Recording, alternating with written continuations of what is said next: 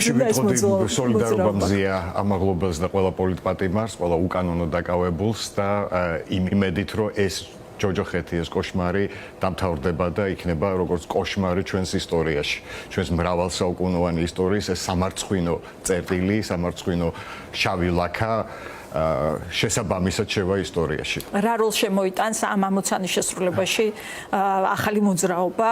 რატომ არის მნიშვნელოვანი ამ ხმების ერთად შეკრება? დეფიციტი იყო ხო მემარცხენე ხების? იყო და იცით აი პირველ რიგში მე მინდა მაქედან დავიწყო რომ ჩვენში ბოლშევიკი აი ზუსტად 1921 წლის 25 თებერვლიდან იწყება დემონიზაცია სოციალური დემოკრატიის საშინელი ცილისწამებებით, აი ქოცებმა ალბათ თუ ვინმესგან ისწავლეს სწორედ ბოლშევიკებისგან აქვთ ეს ცილისწამებები შეთითხნილები საჯარო პროცესები, აი ძალიან ნიშანდობლივია რომ მოინანიოს სინანული აჩვენოს, ეს არის 37 წლის პრინციპი.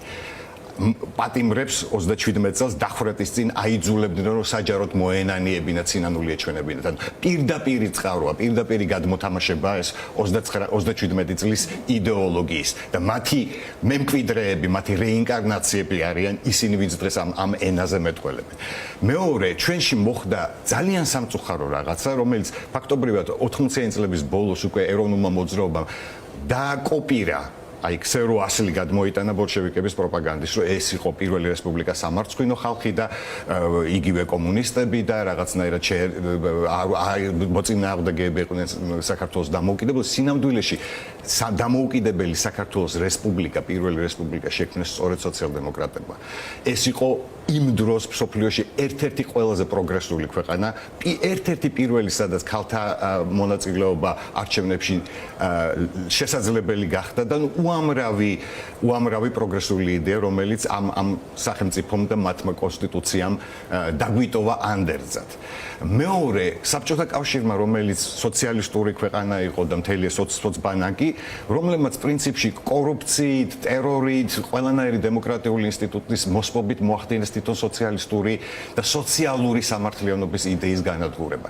ქვეყანა, რომელსაც სოციალისტური ქვია და არის ზე კორუმპირებული, ზე იერარქიული, არის ეს კორუმპირებული ნომენკლატურა, ელიტები, რომლებიც არანაირად დიდად არ განსხვავდებიან დღევანდელი ოლიგარქებისგან და მათ დაამკვიდრეს ღირებულებები, ეს ამაზრზენი, რომ აი ჯიბეთუს ქელი გაქვს და კარგად ფულს თუ შოულობ, მაგარი ტიპი ხარ, რა გზით შოულობ ეს რომ არ გაინტერესებს, ვის ართმევ და ვის ძარცავ რომ არ გაინტერესებს. აი ეს დამოკიდებულება რომ სახელმწიფო იმისთვის არის, რომ შენი სამშობლო კი არ არის, რომელიც უნდა გიყვარდეს და რომელსაც უნდა ემსახურებო და არამედ მაქსიმალურად ძარცო შენი მოსახლეობა. აი ეს არის სოციალური ცნობიერების დაკარგვა.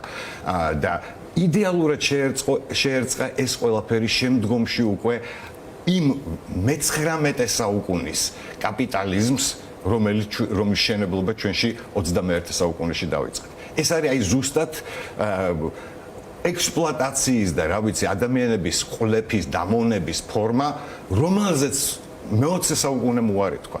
იმიტომ რომ დასავლეთი ევროპა და ევროპა ეს არის პირველ რიგში სოციალური სახელმწიფო. კონსტიტუციები რო ავიღოთ, გერმანიის კონსტიტუცია, გერმანიის ფედერაციული რესპუბლიკის, საფრანგეთის კონსტიტუცია, პირველივე წინადად იტალიის კონსტიტუციები, რომ გერმანია ეს არის სოციალური სახელმწიფო, საფრანგეთი ეს არის სოციალური სახელმწიფო. ეს უბრალოდ რიტორიკა არ არის. ეს არის ფუნდამენტი იმისა, აი რომ მოგწონს რა კარგია, ყველა კეთილდღეობაშია, რის ხარჯზე არის? იმის ხარჯზე, რომ 5 ოლიგარქი კი არ ძარცავს ქვეყანას და ან თუნდაც 5% მდიდრებისთვის კი არ არის ქვეყანა, არამედ ეს არის აბსოლუტური უმრავლესობისთვის. რომ იგივე წმინდათ ეკონომიურად, ეკონომიკისტები ბევრად უკეთესად ახსნიან, მაგრამ საქონელ ბრუნვარ, სადაც მაღალია და ყველასთვის ხელმისაწვდომია, ის ქვეყანა ცხოვრობს კეთილდღეობაში. და არა ეს ჩვენაირი მოდელი, როდესაც 5 ოლიგარქი ძარცავს ყველა დანარჩენს. აი პირველი ამოცანა მგონია ის, რომ დემითოლოგიზაცია მოვახდინოთ აი იმ რაღაცა შავი მახინჯი მითების, რომელიც სოციალურ სამართლიანობას და სოციალური შინაარსის დემოკრატიას შეუქმნა. ამის საკმარისი იქნება, ბატონ გიორგი, მოძრაობა თუ პოლიტიკურ პარტიად გარდაქმნის მომავალი აქვს მოძრაობას, რომელიც ახლა მოძრაობას აქვს ეგ მომავალი და მაკეთკენ არის მიდრეკილი, მაგრამ ჯერჯერობით ამ ეტაპზე რაც შესაძლებელი იყო ეს, რომ სწორედ ამ ცნობიერების, მემარცხენე ცნობიერების და მემარცხენე პოლიტიკური შეხედულებების ადამიანები ელიტები გაერთიანებულიყვნენ და მოძრაობა დაგვეარსებინა, სიმბოლური იყო სწორედ ეგნატე ნინოშვილის, ჩემი აზრით, ყველაზე დიდი ქართველი პროზაიკოსის დაბადების დღეს. ამ თარიღის დამხმარე, იმიტომ რომ სოციალ-დემოკრატიული პარტია რეალურად მის დაკრძალვაზე შეიქმნა. და აი იქიდან იწყება ქართული დამოუკიდებელი სახელმწიფოებრიობის საძირკვლის ჩაყრა. თავარი ამოცანა ეს არის პირველ რიგში, რომ აი ეს მითები და ზღაპრები, რომ აი ესენი მოვლენ და კოლექტივიზაციას მოაწყობენ და ნუ სრული აღრევა და აი მართლა რაღაცა მესამე კლასელი მოსწავლის უცოდ სამოსნის ცნობიერება, რომ არის გავრცელებული უკვე რაღაცა პოლიტიკურ ელიტებში ჩვენთან და რაღაცა მათ შორის მედია. წინასაარჩევნოდ მემარცხენეიდები მოწონთ ხოლმე, იპარავენ მათ შორის მემარჯვენე პარტიებს. მე ახორციელებენ და მე თან ეძახიან, რომ აი საბჭოთა კავშირი გინდათ, აი ეს ტვინაღრძობობა არის, ეს გაუნათლებლობა არის და სიბნელე. ეს არის ხოცობა. აი ეს არის მენტალური ხოცობა. რაღაცა ორჯერ ორი რო არიცი და რაღაცებს იგონებ და სხვებს აბრალებ და ცილს წამებ, არა? პირველ რიგში, იმიტომ რომ მართლა ვერანაირი დემოკრატია ვერ იარსებებს, თუ არის აი ესეთი უფსკრული ერთ მუჭა მდიდრებსა და აბსოლუტურ უმრავლესობა ადამიანებს შორის, რომელთა მდგომარეობა ეკონომიკური, სოციალური დღითი დღე უარესდება, როდესაც ჯანდაცვაზე წვდომა არ აქვს, განათლებაზე წვდომა არ აქვს. პირველ რიგში, ანუ სამართლიანობა გულისხმობს, სოციალური სამართლიანობა იმას, რომ ყველა თანაბარი არის კანონის წინაშე, ყველას თანაბარი შესაძლებლობები უნდა მიეცეს. ეხლა ვინ განახორციელებს, ეს არ არის იმაზე, რომ ყველა თანაბარია რაღაცა და ვთქვათ, რა ვიცი, განათლებული და გაუნათლებელი, შრომელი და მუქთახორა ერთად უნდა ერთ ტაფაზე უნდა იდებოდნენ. ამაზე არ არის ლაპარაკი. ყველას მიეცეს თანაბარი პირობა. განათლება და ჯანდაცვა არ უნდა იყოს პრივილეგია და რაღაცა განსაკუთრებით დიდრების უფლება. იმიტომ რომ თუ ეს არ მოხდა, ყოველთვის კარი გახსნილი იქნება ფაშიზმისთვის. ფაშიზმი იბადება და ნიადაგი ექვნება იქ, სადაც არის უზარმაზარი სოციალური უთანასწორობა.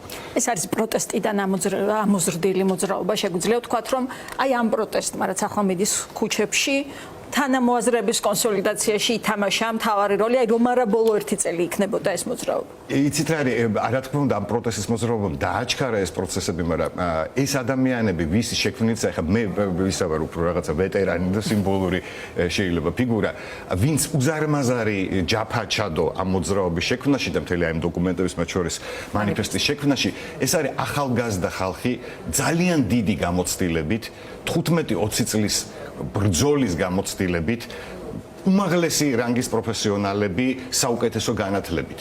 აი ბირთვზე ვლაპარაკობ. თან იმ სფეროებში, იცით, აი თქვა პოეტი და მხატვარი და მსახიობიც ინტელექტუალია, კულტურის სფეროს წარმომადგენელია, მაგრამ მათი ინტელექტი შეიძლება არ იყოს საჭირო სახელმწიფო შექმნისთვის. აქ არიან ეკონომისტები, იურისტები, პოლიტოლოგები, საუკეთესოზე საუკეთესოები, ვინც საქართველოში მოიძებნება.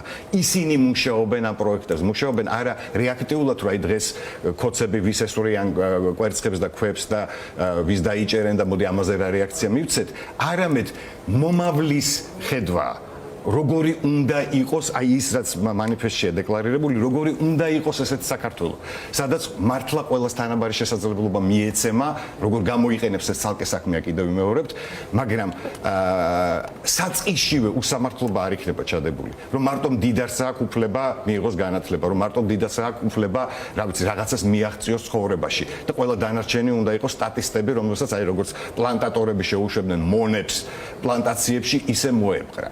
ან გაყარო ქვეყნიდან და უთხრა წადე იქ რაღაცა მომლელად იმუშავე, იმიტომ შენი ადგილი აქ არ არის. აი ამის წინააღმდეგ, იმიტომ ჩვენ ძალიან მახინჯი მიმართულებით მივდივართ და მთავარი არის რომ რაღაცა პირველ რიგში ჩვენ ცნობიერებაში მოხდეს შემოbrunება, რომ ეს ყველასთვის მავნებელია, მათ შორის იმ მემარჯვენეებისთვისაც. იმ მემარჯვენეებისთვის, ვისაც მართლა ესმის იგივე მემარჯვენეობა ან კონსერვატორული ცნობიერება, ამ თვითმარქვია ფაშისტებზე, რომლებიც კონსერვატორებს ირქმევენ, მაგაზე არ არის ლაპარაკი. ეგენი სინდის ნამუს გარეცხელი ხალხია და დაბალი ინტელექტის და რა ვიცი, საერთოდ არ ეწერებიან არაფერში. მაგრამ აი იმ ხალხისთვისაც თუ გინდათ იგივე, რა ვიცი, აი რაღაცა ეკონომიური წინსვლა იყოს, ვერ იქნება, როდესაც ყავს 70% ან 80% გაჭირვებული ადამიანი. ეგ ნიშნავს მონათმფლობელობას, ეგ ნიშნავს ამ ქვეყნის სამუდამო გაქრობას. ჩვენ ტყუილად გონია, რომ ეს არ არის შესაძლებელი. დღევანდელი სახელმწიფო პოლიტიკა თუ ოცნების პოლიტიკა ზუსტად იქითკენ მიგვაქანებს, ეს არის პროგნოზი, ეს არის ცხადზე ცხადი. მიგვაქანებს იმისკენ, რომ ქართველი გაქრეს, როგორც ასეთი.